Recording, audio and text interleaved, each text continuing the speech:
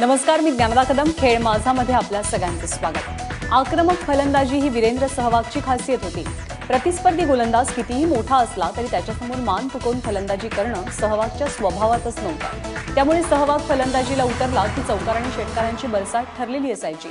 नजफगडच्या त्या नवाबानं बॅटमॅन करत आज माईक हातात घेतलाय, पण समालोचनात सुद्धा वीरूला त्याचा मूळ स्वभाव स्वस्थ बसू देत नाही. त्याचे वन लाइनर्स क्रिकेट रसिकांचं मनोरंजन करतात. गोरेगाव स्पोर्ट्स क्लब प्रीमियर लीगच्या पुरस्कार सोहळ्यात सुद्धा सहवागनं अगदी छान फटकेबाजी केली. ऐका वीरूचे फंडे.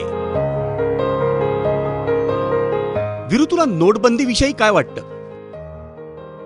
देखिए, मैंने तो एक फंडा बनाया, वही मैं बोल सकता हूँ और कुछ नहीं बोल सकता कि अकेला आदमी बदलाव लाता है, शादीशुदा आदमी तो सब्जी लाता है या कुत्ता को मारता है.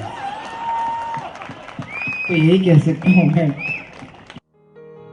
वीरू, तू फलंदाजी करताना गाणी गुणगुणायचास म्हणे. देखिए, गाने गाने का फंडा सिर्फ एक ही है, क्योंकि सब लोग यहाँ बैठे हैं, सबके मन में एक ही सवाल होगा कि क्या मैं सहवाग के साथ सेल्फी ले पाऊंगा, क्या मैं उनके ऑटोग्राफ ले पाऊंगा, क्या मैं उन तक पहुंच पाऊंगा. ये सवाल इनके मन में ज़रूर चल रहा होगा. जब मैं बल्लेबाजी भी करता हूँ तो मेरे मन में जो सवाल चलता है वो रहता है कि मैं इस बॉलर को कहाँ मारूंगा, कैसे मारूंगा, चौका मारूंगा कि छक्का मारूंगा. पता चला उतने ध्यान में बॉल आई और मैं आउट हो गया. तो उस थॉट को मिटाने के लिए, हटाने के लिए मैं कोशिश करता हूँ कि मैं गाने गाऊँ, गाना गाता रहूँ. और गाना गाने से एक चीज़ तो तय है कि सबसे ज़्यादा आनंद मिलता है म्यूज़िक के साथ, और आपका जो फोकस है वो और बढ़ जाता है, क्योंकि आप अपना ध्यान लगाते हो गाने के लिरिक्स पे और सामने बॉल देखते हो, बॉल आती है, बॉल की मेरिट पर खेलते हो. तो यही मेरी थ्योरी थी गाना गाने के पीछे. फलंदाजी करताना गौतम गंभीर काय करतो? बहुत सारे लोग हैं जो हनुमान चालीसा पढ़ते हैं. गौतम गंभीर हैं, जब उनके रन नहीं बनते तो वो हनुमान चालीसा पढ़ते थे. 300 साल गुरु दे नाल साईनाथ के भजन गाते थे. और जब रन बनने लगे तो चिट्टियाँ कलाइयाँ तो बॉलीवुड पर आ गए, क्योंकि तो उस समय रन बन गए, अच्छे दिन है, भगवान को भूल गए. तू दुसऱ्यांदा त्रिशतक ठोकलंस तेव्हा काय गात होतास? एक किस्सा सुनाता हूँ कि मैं बैटिंग कर रहा था 300 के चेन्नई वाले मैच में.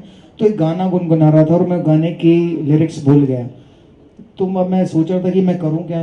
मैं नॉन स्ट्राइक एंड पे था. तो मुझे याद आया कि हाँ, बाहर मेरे दोस्त ईशांत शर्मा और अमित मिश्रा बैठे. मैंने उनको बुलाया. उनको लगा शायद मुझे पानी या ग्लव्स कुछ चाहिए, फटाफट भाग के आए. मैंने कहा यार मुझे कुछ नहीं चाहिए, बट ये गाना था, इसकी ऐसे वर्डिंग थी, तो मुझे वो फटाफट जाके आईपॉड में चेक करके बता कि उसकी लिरिक्स क्या थी. तो अंदर गया, उसने चेक किया, वापस आया और वो लिरिक्स मुझे बता के गया. गाना था, कैसे बताए क्यों तुझको चाहे यारा, बता ना पाए तू जाने ना. क्या बात. तो लोगों को ऐसा लगा कि शायद वीरेंद्र सहवाग ने कुछ पानी मंगाया, ग्लव्स मंगाया, बट कभी कभी 12th में इस काम भी आ जाता है लिरिक्स बनाने के. तू बायकोची तुलना कोणाशी करशील? बीवी अंपायर जैसी होती है. आपको अंपायर से आप बहस जीत नहीं सकते. कुछ भी बात करते अंपायर कभी भी आपको आउट दे देगा, आपको जाना पड़ेगा.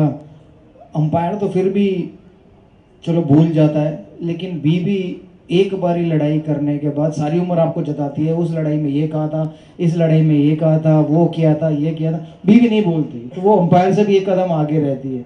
तो बेचारा अंपायर तो भूल के अगले मैच में चलो सहवाग से लड़ाई हुई थी, क्योंकि उसको भी लोग देख रहे हैं, तो वो आउट नहीं देता. लेकिन बीवी अंपायर से भी ऊपर, सबसे ऊपर बीवी.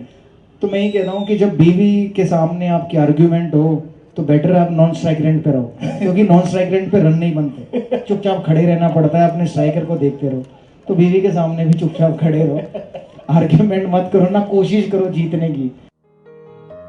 तू सासूची तुलना कोणाशी करशील? मदर इन लॉ को मैंने कंपेयर किया है ऑस्ट्रेलियन से, स्लेजिंग से, कि ऑस्ट्रेलियन टीम सबसे ज़्यादा स्लेजिंग करती है, सबसे ज़्यादा आपके पीछे पड़ती है. और फास्ट बॉलर से मैं कहूँगा कि फास्ट बॉलर तेज डालते हैं, बाउंसर मारते हैं, आपको स्लेज करते हैं, तो आप उनसे दोस्ती करो. तो भाई जिनकी भी मदर इन लॉ है, सभी की होंगी, तो उनसे बना के रखो, उनसे दोस्ती रखो, उनसे बैर नहीं रख सकते आप. तू अंपायरची ही टर उडवायचास म्हणे. डेविड शेफर्ड एक अंपायर होते थे. मैं नया नया आया था, वो काफ़ी पुराने अंपायर थे, तो मैं लेग स्क्वायर लेग पे खड़ा था, तो वो लेग साइड में खड़े थे मेरे साथ, तो उनका काफ़ी बड़ा पेट था, तो मैंने पूछा कि कौन सा महीना चल रहा है। तो एकदम सब कपा गए मेरी तरफ देखने लगे, what? So I said when you going to deliver the baby? अरे you are a pregnant man. So he laughed like anything, और वो पूरा दिन उसके बारे में सोचता रहा, हंसता रहा। शायद 2 बार मुझे आउट भी नहीं दिया। तो ऐसी छोटी मोटी स्लेजिंग अंपायर के साथ कर लेते हैं। बकनर के साथ हुई, बकनर ने 1-2 गलत डिसीजन दिए हमारे अगेंस्ट, तो मैंने उनसे पूछा भाई how old are you? Said 55 और 58। ऐसे it's right time to retire. Then वही सोचता रहा कि ऐसे मुझे क्यों कहा उन्होंने। तो ऐसे मतलब हंसी मजाक थोड़े चुटकुले अंपायर के साथ कर लेते थे। विराटवर तुझी नवी कोटी काय आहे? विराट कोहली को अपना नाम बदल लेना चाहिए, आई थिंक बादल रख लेना चाहिए, क्योंकि जहाँ देखो आसमान में बादल छाए रहते हैं, ग्राउंड पर कोहली छाए रहते हैं। तो ऐसे ही एक मैंने जब इंडिया पाकिस्तान का सेमीफाइनल था, तो मैंने एक बात कही थी कि पाकिस्तानियों को गोली से तो डर नहीं लगता, कोहली से डर जरूर लगता है। क्योंकि उनका रिकॉर्ड अगर पाकिस्तान के खिलाफ देखे तो बहुत फर्स्ट क्लास। शोएब अख्तरला पाहून तुला कोणतं गाणं आठवायचं?